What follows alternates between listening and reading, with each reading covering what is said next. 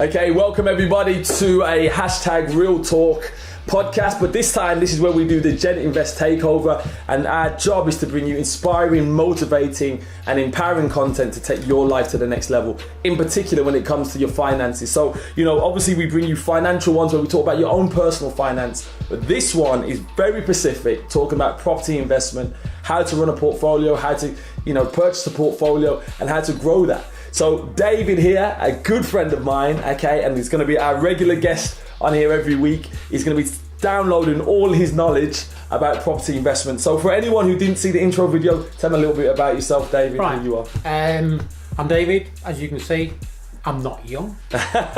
Wisdom. But that comes with knowledge. Yeah. Knowledge, been a director and running an estate agent with my son, specifically for lettings, for the last 11 years. Wow. I hope to put forward that knowledge so that if you have property or wishing to go into property, you can avoid the pitfalls that we have seen over the 11 years. Excellent. And make it worthwhile for you. Excellent. And I think you just said something really powerful. We're going to help you, okay, go around the pitfalls that other investors have, because a lot of people talk about property investing, Dave, and they'll be like, want to be, I've seen it on Channel 4, I want to get into it, I want to make up some money. And you see people talking about can't pay, won't pay, take it away, and 40 grand in debt and things like that. So there is a very negative side to property investing. So we're not trying to scare anybody, but if we can tell you what the real problems are in property investing, then that way then you can obviously bypass them and be a success. The real problem is the landlord's mindset. Yeah. So that's David, a wealth of experience. Now, first topic that we're going to talk about is, obviously, if you're going to talk about properties, you have to talk about tenants. That's how you make your money, okay? Properties itself doesn't make you money, all right? Yeah, there's capital growth, but what you're looking for, and one of the financial principles that we teach on a Wednesday's podcast, is buy assets that give you cash flow. And it's only when there's a tenant in your house that you're going to have cash flow. But let me tell you, I've had bad tenants. I've had tenants who haven't paid. Okay, I've had a tenant who's, for whatever reason decided to kick a wall in. Okay, so I've had it. So there are good and there's bad. Now, the great thing about this guy, and obviously Godiva Estates, they've had less bad tenants. I think you had, what did you say your record you've never had? We've never evicted a tenant for non-payment to us. Look at this. In 11 years, we've only lost £1,000 non-recoverable rent. Look at this now. Now that's a track record. I can't boast of that track record, but this guy can. So, David's going to be talking to you today about how do you find a good tenant. So, Dave, as we go into that, you've got an estate agency. First question I would ask you: if someone's getting a property, should they do it themselves first or use an agent? It's a difficult one because it's your personal choice. If you have an agent, it's going to be a cost. Yeah. If you've only got one property, you might wish to go down self-manage. Oh, okay. But if you're going to do that, you need to be aware of the laws, the rules, the regulations and everything else. And that's a full-time job. Yeah. Right? Because just lately it's forever changing. My personal advice is find a good agent, wherever it is. Yeah. On another podcast, we'll tell you how to find a good agent. Yeah, we'll do that. I like that. That's another podcast. This one is about, whichever way you're going to manage it, finding the right tenant. Yeah. Now, the biggest mistake landlords make, you've got your property, it's empty, and you want money straight away. Yeah. Recipe for disaster, because you'll take the first tenant that calls you, okay. either from, the paper advert you put in, or one of the free sites, without asking questions, because all you're fixated on, I want that rent now. Got to get a tenant, because you've got a mortgage, and I can understand that being a landlord, you've got a cost going out, and you're like, every time that tenant's not paying, I've got a you'll mortgage. You'll have the council tax because you only get a couple of weeks grace now, you don't get long. So, but would you rather spend 30 days getting it right, or 90 days getting it wrong? And there's a real story as well, just to, once again, this is not to cause you to fear, we want you to invest, we want you to become investors, not consumers. But I've had it where a tenant who for the first 6 months paid, but then 4 months after that, I had no rent because I had to serve a Section 21, and we'll get into that. Yeah, that's another podcast. Yeah, it's another. So it can happen. Yeah. All right. So, but Dave's going to talk to you about what makes a good tenant. So don't rush the process, is what Dave's saying. So tell us some of the things that we should be looking at. Then, how do you find a good tenant? The first thing is when they ring you up from your advert. Yeah. Is to ask them questions like, how many people is it for? Yeah. Are you working? Why that question then? Let's break down the question. Why how many people? No, how many people? Yeah. Right. There are rules about how many people can live in a property. Yeah. Right?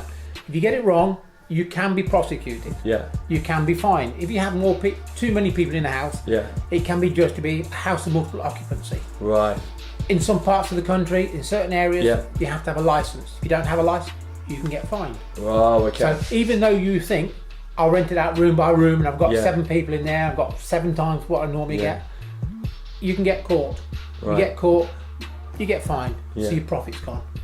So for most the landlords who start off, it's normally a family let. Yeah. So you ask the question, how many people are going to be living there?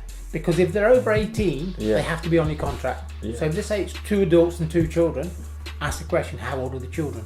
Yeah.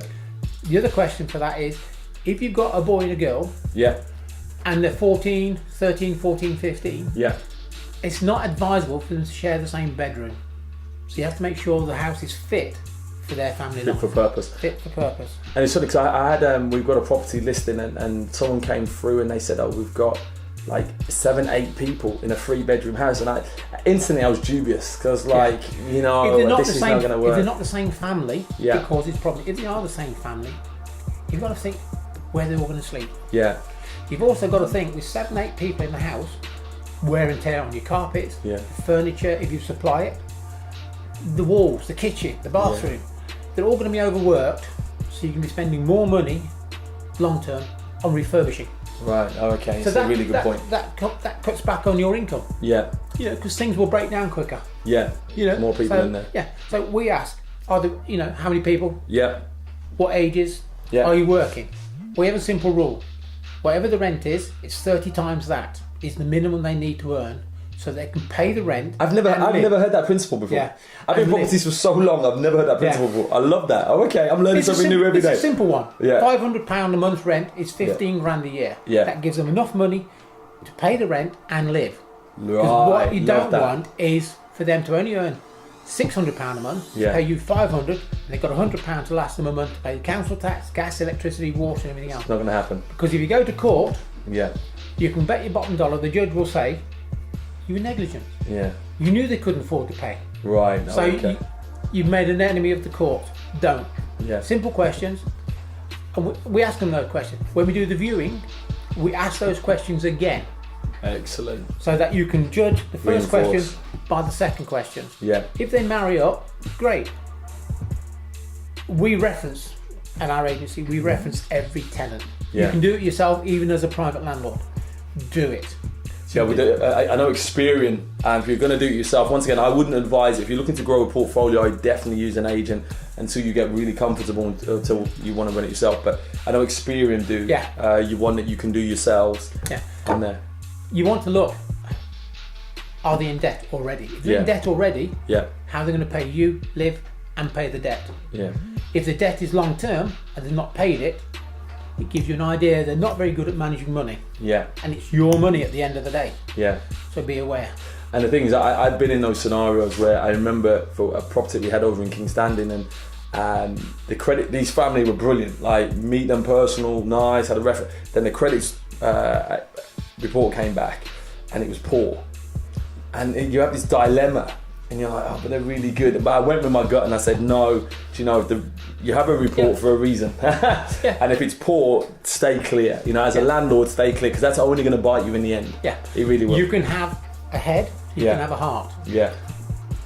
But remember, money talks. If they haven't got the money, you're never going to get a return on your investment. Yeah. So always edge on the side of caution. Love that. Yeah. It's easy. Yeah. It's not you don't have to worry about their life. Yeah. If you put them in and they can't afford to pay, you've just ruined somebody's life. Yeah, yeah. So don't do them a disservice. Like that, liar. Be nice and everything else, and just let them down gently. You don't have to tell them you're bad on credit. Yeah. Just say somebody else has come along, and I've gone with them. Yeah, yeah. Let them down gently. Don't tell them they've got bad credit. Perfect. Because you're going to offend them. Yeah. Yeah. It's and you never know. They could turn around in 6 months. Things could be different. So who knows? Yeah. So you got how many people? How many people? For in that, how much they earn, which is the 30 times rule. Yeah. 30 times the monthly rent. I love that. What else do you ask? And then you basically just go through it all. Have they got any pets? Yeah. Pets are an emotive issue. Yeah. Pets can cause somebody to stay in your property longer because there's less landlords willing to accept pets. But you also have to understand they can cause more damage. 100%. Now, with the new rules coming in on your deposit, you can only do 5 weeks. Yeah. You can't take any more deposit to cover what the pet can damage. Yeah. To give you an idea what pets can do, we're sitting in the kitchen. Yeah. Kitchen cupboard doors at the bottom. They can scratch. They can chew. Yeah. They can mess on your floor. Yeah. We've had one property in the past where the dog was shut up all day. Yeah. Never allowed out. That property, in the end, realistically, the only way to clear it, you have to scrap all the carpets. We had to do that. See, look, I'm saying, hey, did that. I didn't know these tenants wasn't meant to have, unfortunately, pets. Yeah. But they had a cat, and when they did move out, we had to change all the carpets. Yeah. You couldn't get rid of the smell. Not only that, but cats are nice creatures. Yeah. Dogs are nice creatures. But they do come with friends. I hate cats. The cameraman, has a cat. We hate cats. Love dogs. Hate cats. Yeah. I'm not a cat person. I'm a dog person. Yeah. Right? But no, they come with friends sometimes. Yeah, yeah. And those friends stay in the carpet. They can bite you. Yeah, yeah. Would you want your next tenant to complain they've been bitten? Yeah. Fur can cause people to have an allergy. Yeah. Right? So, if you're into pets, great. Yeah. But just bear in mind, they can cause you a problem. Yeah. And under the new rules, you can't charge any more, and you can't penalise them like you used to. We used to charge extra for a pet. Yeah. A couple £100. It allows you to get a professional in to deflea and really deep clean the carpet. Deep carpet, yeah. Now you can't do that anymore. So you've got to be careful. That's another drain on your resources. Yeah. But overall, once you go through the rules of checking everybody, then the question is, are they likeable? Yeah. That's a good feeling now, isn't it? Yeah. 50% of what we did was everything that we can prove. Yeah. The other 50% is, how comfortable did we feel? Yeah. Because one thing you don't want is to put somebody in there who's argumentative, like me. Yeah. Stay away from Dave if you're going to bid a property. Or rude.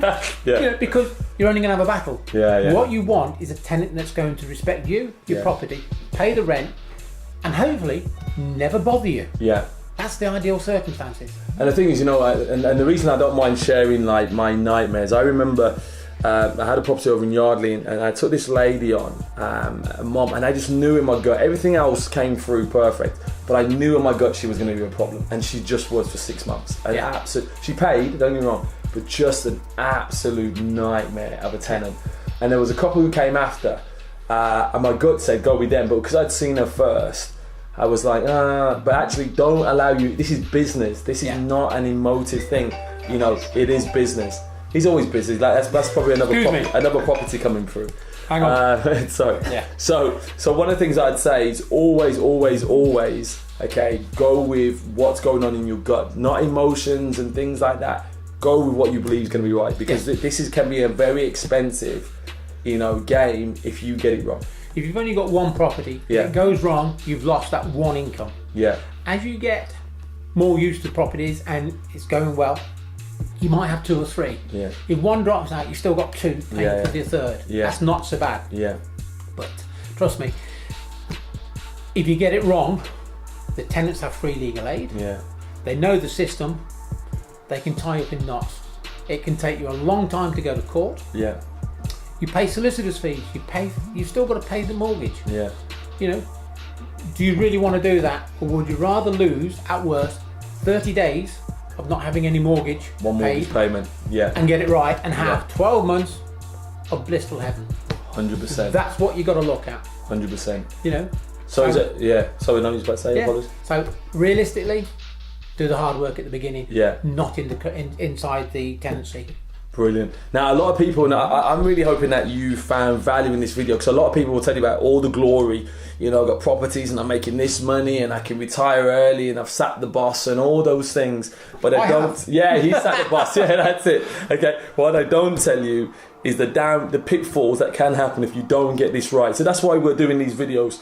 Okay. And if you have any questions that you'd like to post to myself, obviously I've been in the game for about 12 years now, but also obviously to Dave, who's obviously our property guru on GenInvest, please obviously send through, email us. You have the details at the bottom, and that will come up on the screen as well. Email us the questions that you have for us, and we're more than prepared to answer any question relating to property investing. Yeah, if we don't know, we will research it for you and give you the best advice that's available now. Because remember, things are forever changing. Excellent, excellent. So we look, our key thing with GenInvest is that it's time for you to take care of your financial future. Okay, and we truly believe that all of us should move away from being consumers and becoming investors. So we hope that this is a video that will help you take that next step to getting past all the fear of property investing to say, I'm gonna go for it, I'm gonna make it happen. This is your year. Look out for the next video. Make sure you subscribe to either iTunes, SoundCloud, and obviously you've got a video so you get to see our beautiful faces, okay, and GenHopeTV. So make sure you subscribe on YouTube as well, and leave us your comments as well. Obviously encourage us to make sure that we're going down the right path in terms of giving you that content. God bless you, and see you soon. Bye-bye. See you next time.